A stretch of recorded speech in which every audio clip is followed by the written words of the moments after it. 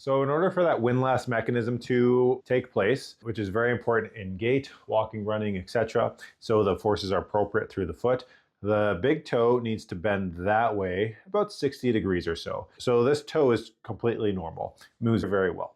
The reason that's important is it activates what's called a windlass mechanism. So when we pull that toe back, you can see it tighten up here. Essentially, it tightens up this whole posterior chain so the forces can be appropriate as you're walking on that toe off position during gait.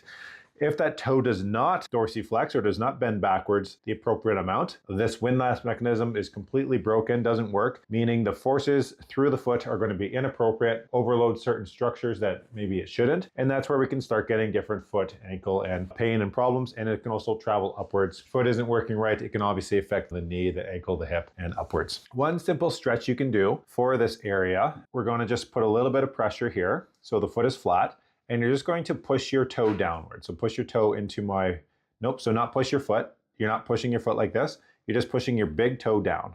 There you go. That's just going to activate these muscles a little bit, and you feel that a little bit. Just hold that for about 10 seconds or so, and then relax. And then we're able to passively stretch the toe out. And you just want to go until there's a little bit of resistance. Now this toe moves perfectly fine. You're not going to feel too much there. But someone who does have a toe impairment or a toe flexibility issue, they might only get to there.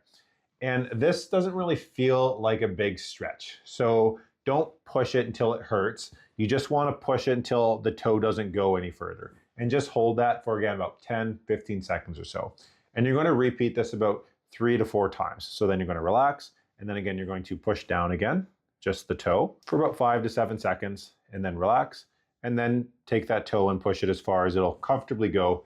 Again, it doesn't feel like a stretch, but it is a stretch. We're trying to just get a little bit more flexibility in this hallux or in this toe extension. Another thing you can do from this position is you can massage the bottom of the foot, either with a tennis ball or golf ball on the ground, or you can get a partner or someone to help you out, and they're just going to be massaging this area in through the foot here, right underneath the knuckle of the foot. And you just get in there and rub it. It's usually pretty tender, so be gentle. And I would just do that every day. The goal with this is to get, again, that toe to have that 40 to 60 degrees range of motion with a little bit of downward pressure there. So again, this toe moves great. But if it only goes to there, for example, you're going to really have to work hard at this.